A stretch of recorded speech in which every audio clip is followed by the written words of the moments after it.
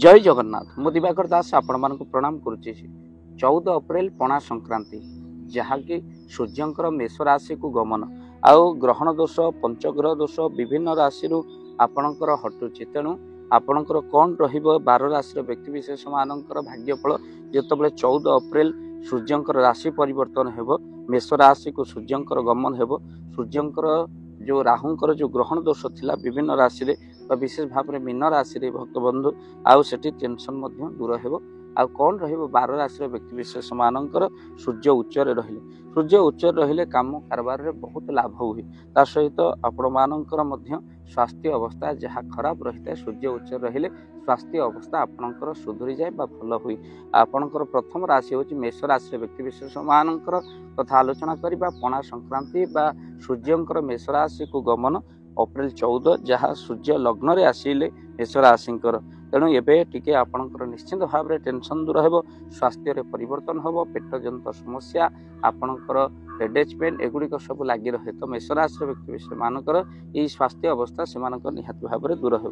तापर राशि होची वृष राशि। वृष राशि व्यक्ति विशेष माने आपणकर जो माने विदेश रे रहिचंदी से माने यथेष्ट लाभ उठेबे आउ से मानकर बहुत लाभ हेबा सहित आपणकर गृह जान एगुड़िक सब किणवार उत्तम जोग बनुची। जदि वृष राशि व्यक्ति माने घर जगह जान किणवा गाड़ी मोटर किणवा चाहूँगी आप निश्चित भाव में किणतु शुभ रहा। राशि होची मिथुन राशि। मिथुन राशि व्यक्ति विशेष मानकर एकादश सूर्य आपणकर रही पिशाच जोग आपणकर जो रही द्वारा एकादश सूर्य आपणकर किसी जो कष्ट रही पिशाच जोगर ताहा दूर कर पूर्ण लाभ आपको निश्चित भाव में मिल किसी अर्थ प्राप्ति जोग रोचे। राशि होची कर्कट राशि सर्वोत्तम दशम आपणकर सूर्य धन लाभ आपणकर रही। प्रथम जो 8 दिन आपण को जो 14 अप्रैल ठू 8 दिन आपणकर अतिशय शुभ हठात धनर प्राप्ति जोग रही कर्कट राशि व्यक्ति विशेष मान। तापर राशि होची सिंह राशि। सिंह राशि व्यक्ति अष्टम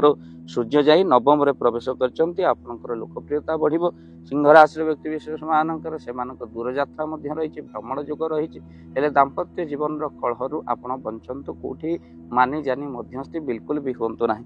ता सहित आपणकर कन्या राशि व्यक्ति अष्टम रे आपणकर स्वास्थ्य भल रहिबो जेहेतु सूर्यंकर गमन रही कार्य रे आपणकर बाधा विघ्न दूर हेबो।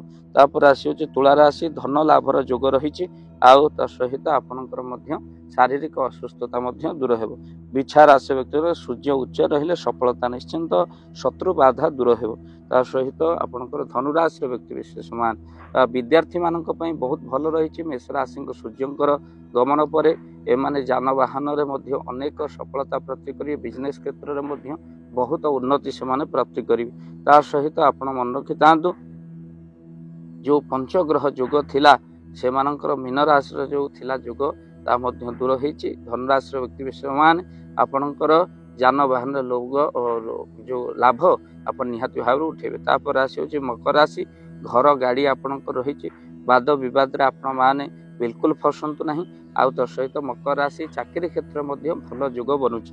ता सहित कुंभ राशि व्यक्ति विशेष मान तापर राशि धन लाभर जोग रही हठात धन प्राप्ति आपको निश्चित हम।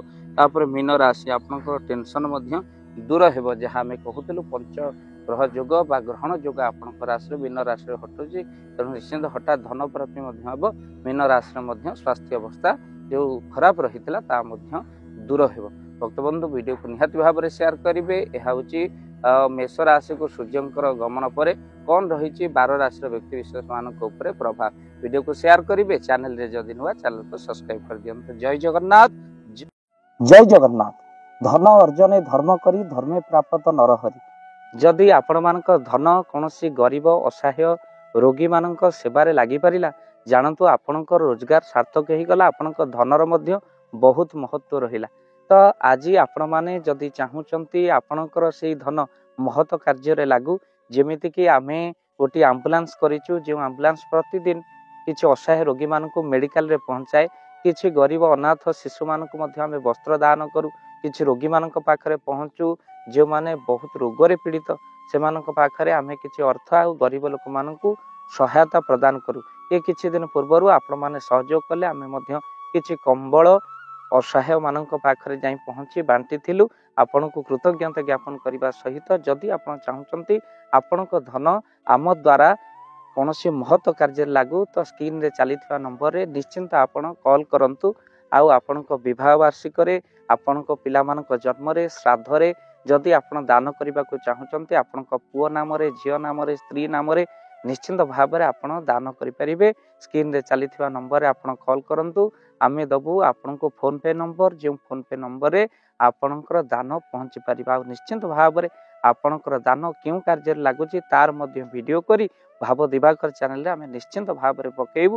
ଆପଣ ଦେଖି ନିଶ୍ଚିନ୍ତ ଖୁସି ହେବେ। ତ ଆପଣଙ୍କ ପୁଅ ଝିଅ ବିବାହ ବାର୍ଷିକ ଜନ୍ମଦିନରେ ଯଦି ଆପଣ ଚାହୁଁଛନ୍ତି ଆପଣଙ୍କର ଦାନ ମହତ କାର୍ଯ୍ୟରେ ଲାଗୁ, ତ ସେଇ ଶୁଭ ଦିନ ମାନଙ୍କରେ ଆପଣ କଲ୍ କରି ଆମକୁ ଫୋନ୍ପେ ନମ୍ବର ମାଗିପାରିବେ। ଆଉ ଆମ୍ଭେମାନେ ଆପଣଙ୍କୁ ଫୋନ୍ପେ ନମ୍ବର ଦେବୁ, ଯେଉଁ ନମ୍ବରରେ ଆପଣ ସହଯୋଗ ରାଶି ପଠାଇ ପାରିବେ। ନିଶ୍ଚିନ୍ତ ଭାବରେ ଆପଣଙ୍କର ଧନର ସାର୍ଥକତା ହେବ।